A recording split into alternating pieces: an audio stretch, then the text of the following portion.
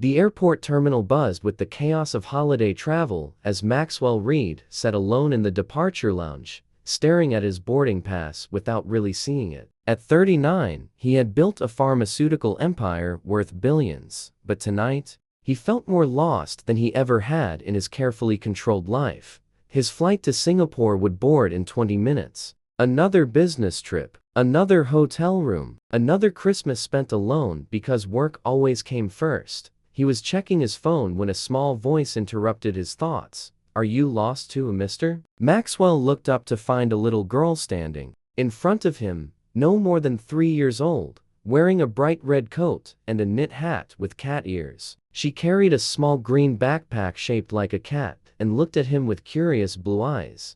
"I am not lost," Maxwell said, glancing around. "For her parents, are you?" The little girl nodded solemnly. "I cannot find my mama. She was right here, and then she was gone." "Are you looking for someone too? You look sad, like you lost someone." Maxwell felt his chest tighten. Out of the mouths of children came uncomfortable truths. "I suppose I am sad, but I am not looking for anyone."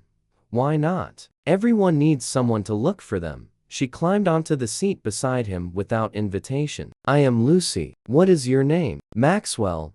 "That is a big name. Can I call you Max?" Before he could answer, an airport security officer approached with a worried-looking woman following close behind. The woman was perhaps 30 years old, with light brown hair pulled back in a ponytail, wearing a flight attendant uniform that suggested she worked for one of the airlines. "Lucy," the woman rushed forward, dropping to her knees in front of the little girl. "Baby, you scared me so much. I told you to stay right next to me while I talked to the gate agent.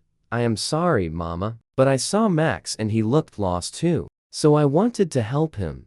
The woman looked at Maxwell with a mixture of gratitude and embarrassment. "Thank you for staying with her. I only turned around for 30 seconds and she was gone. She is very independent," Maxwell said with a slight smile. "Too independent sometimes." The woman stood, taking Lucy's hand. "I am Victoria, by the way. And this is Lucy, as you have discovered."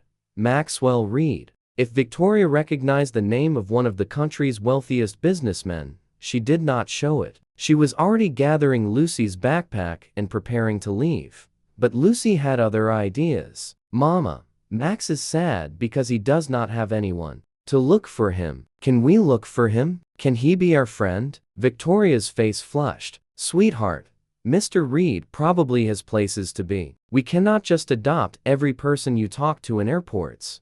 "Why not?" Lucy asked with perfect 3-year-old logic. "You always say we should help people who are sad." Maxwell found himself speaking before his usual caution could stop him. "Where are you headed?" "Home to Chicago," Victoria said. "My shift just ended and we are trying to catch the 7 o'clock flight." Lucy has been at the airline daycare all day waiting for me. "The 7 o'clock to Chicago," Maxwell repeated slowly. "Gate C-24, Victoria nodded. "Yes." "Why?" "That is my flight." Lucy's face lit up. "See, Mama, we are supposed to find him. We are on the same plane." Victoria looked uncertain. What a coincidence. But Maxwell was already seeing the signs he usually ignored: the exhaustion in Victoria's eyes, the worn edges of her uniform, the way Lucy's backpack had a patched seam. A single mother working as a flight attendant, juggling childcare and late shifts, probably stretched thin by the demands of both. "Lucy is right," he said. "We are on the same flight. Perhaps we could sit together? I am in first class, seat 2A. If you are in economy, I'll arrange an upgrade." Victoria shook her head firmly. "That is very kind, but we cannot accept that. We have perfectly good seats in the back." "Please, Mama," Lucy begged. "I want to sit with Max. He needs friends." Maxwell looked at this little girl who had somehow seen straight through him, who had recognized his loneliness when he had been trying so hard to hide it even from himself. "Actually," he said quietly, "I think I need friends more than I realized." "Your daughter is very perceptive." Victoria studied him carefully, and Maxwell had the uncomfortable sensation of being truly seen. "You really are sad, are not you?" "This is not just Lucy being friendly to a stranger. I am lost," Maxwell admitted. Not physically, but in every way that matters. And your daughter somehow knew that in 30 seconds of conversation, Victoria made a decision. All right, if you can arrange an upgrade, we will sit with you. But Lucy, you have to promise to let Max work if he needs to. No bothering him the whole flight. I promise, Lucy said, though her crossed fingers behind her back suggested otherwise.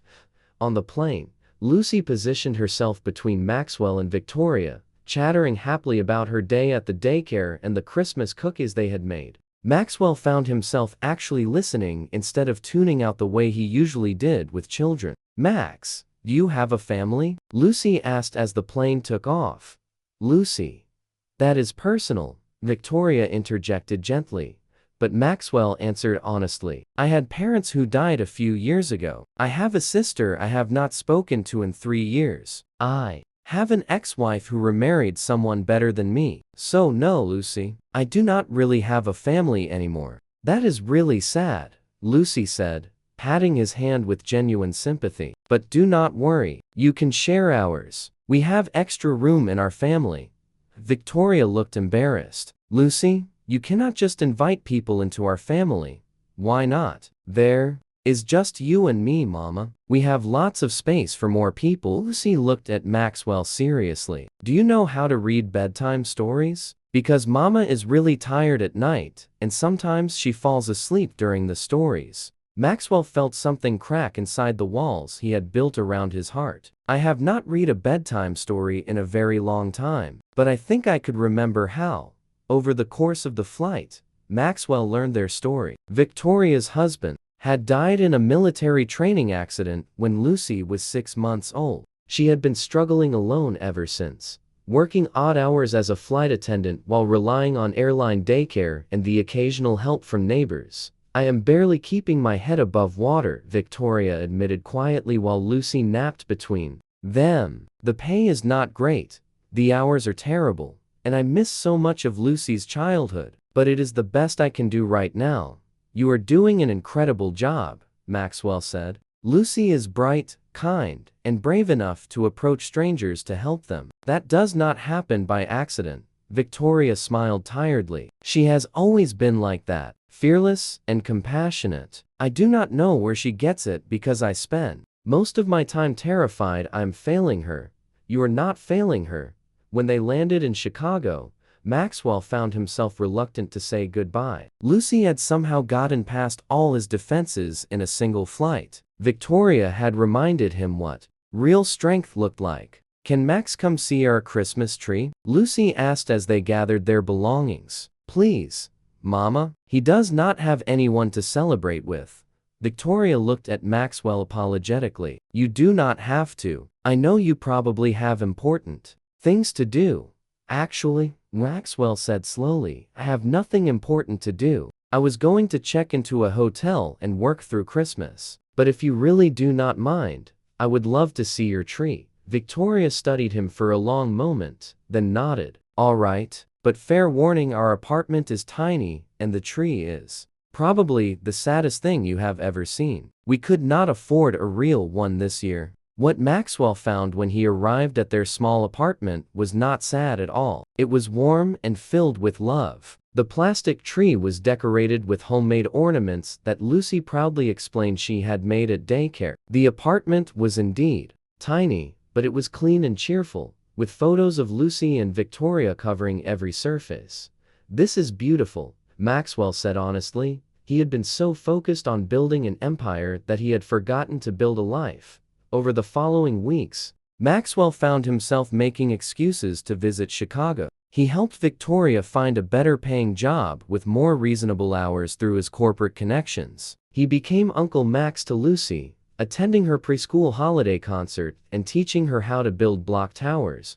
And slowly, carefully, he fell in love with Victoria, not because she needed saving, but because she showed him that strength was not about never needing help, it was about accepting it with grace, and then standing back up. 6 months after that airport encounter, Maxwell proposed in that same terminal where Lucy had first asked if he was lost. I was lost, he told Victoria as Lucy danced around them excitedly. I was so lost I did not even know it anymore. Then your daughter saw me, really saw me, and asked the one question I needed to hear. She reminded me that everyone needs someone to look for them. He knelt down, passengers stopping to watch. Victoria, will you marry me? Will you let me be the person who looks for you and Lucy? Will you let me finally be found? Through her tears, Victoria nodded. Yes, but only if you promise to always remember what Lucy taught you that day. What is that? That sometimes the people who are most lost are the ones who look like they have everything figured out. That asking for help is not weakness, it is the beginning of being found.